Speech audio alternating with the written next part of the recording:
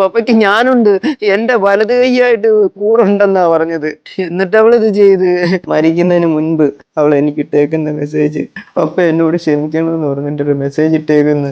ചെന്നൈ പോയി വരച്ചോണ്ടിരിക്കുമ്പോ എന്നും വിളിക്കും അവള്, പപ്പ ജീവിച്ച് കാണിക്കണം, പപ്പയെ കളഞ്ഞിട്ട് പോയാലും മുന്നേ ജീവിച്ച് കാണിക്കണം, ഒരു കൈ കൊണ്ട് ജീവിച്ച് കാണിക്കണം എന്ന് പറഞ്ഞു. ഇവിടുന്ന് പോകാൻ എനിക്ക് നല്ലൊരു ഷർട്ടില്ല.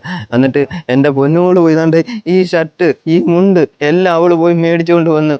ഞാൻ എന്റെ പൊന്നുമോളെ പ്രതീക്ഷിച്ചിരിക്കുവായിരുന്നു സാറേ.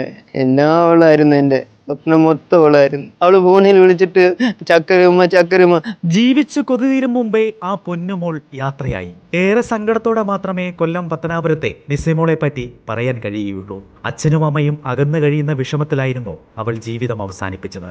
ജന്മന വലുതൈ ഇല്ലാതെ ഇടം കൈ കൊണ്ട് ചിത്രം വരയ്ക്കുന്ന മനോജിന്റെ മകളാണ് നിസ്സിമോൾ. 10ാം ക്ലാസ്സിൽ പഠിക്കുമ്പോഴാണ് അച്ഛനും അമ്മയും അകന്നു കഴിയാൻ തുടങ്ങിയത്. പിതാവ് മനോജിന്റെ മാതാപിതാക്കൾക്കൊപ്പമാണ് പിന്നീട് താമസിച്ചു വന്നത്. അമ്മൂമ്മ പള്ളിയിൽ പോയി തിരിച്ചു വന്ന് കതക് തുറന്നപ്പോഴാണ് മരണപ്പെട്ട നിലയിൽ കണ്ടെത്തിയത്.